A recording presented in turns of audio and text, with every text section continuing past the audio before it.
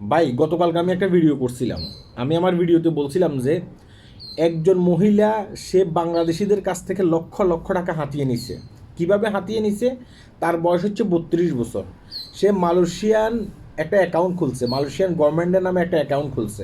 হ্যাঁ, অ্যাকাউন্ট খুলে সেখানে বাংলাদেশিদেরকে ই ভিসা দেবে বলে তাদের কাছ থেকে লক্ষ লক্ষ টাকা হাতিয়ে নিছে। গত 3 বছরে সে মালয়েশিয়াতে অস্বাভাবিকভাবে কয়েকবার আপ ডাউন করছে।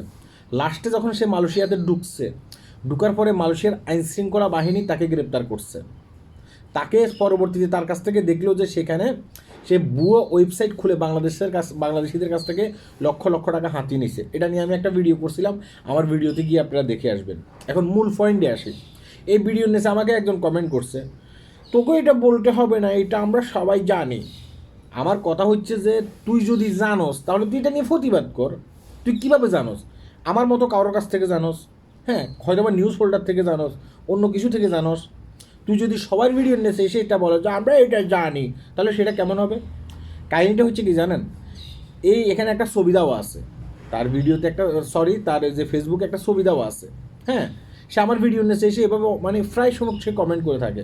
আমি বুঝতে পারছি এই ছবিটা তার নাও হইতে পারে, সেখানে শুধুমাত্র একটা ফেক আইডি। হ্যাঁ, সে হয়েছে মূলত একজন দালাল। আরেকজন বদল লেখছে ওখানে, বলছিল যে উনি তো খারাপ কথা বলে নাই, মানে আমি যে খারাপ কথা বলিনি। তো এইভাবে অনেক দালালেরা এসে আমাদেরকে এখানে হয়রানি করে থাকে, আমাদেরকে রিপোর্ট মেরে থাকে। হ্যাঁ, আমরা যেন আমাদের ফেজ নিয়ে সামনের দিকে আগাতে না পারি, দালালদের বিপক্ষে কথা না বলতে পারি। হ্যাঁ, অনেকেই এসে এখানে এই ধরনের মন্তব্য করে। ভাই তোরা মন্তব্য করলে কি আমাদের গন্তব্য আমরা থামাই দেবো? তোরা মন্তব্য করলে আমাদের গন্তব্য কি আমরা থামাই দেবো? আমাদের গন্তব্য এভাবে চলতেই থাকবে। ঠিক আছে, একটা ফেজ নষ্ট করবি, আরেকটা ফেজ নিয়ে আমরা আসবো। হ্যাঁ, আমি আপনাদেরকে বলবো ভিডিওগুলো আপনারা শেয়ার করবেন। ভিডিওগুলো যদি আপনারা শেয়ার না করেন তাহলে তারা যখন রিপোর্ট মারে রিপোর্টে কার্যকর হবে।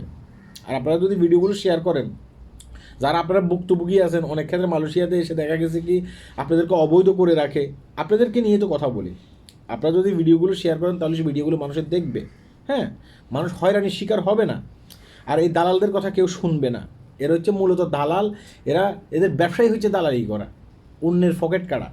এরা এই কারণে এসে খারাপ খারাপ মন্তব্য করে। আল্লাহ হাফেজ।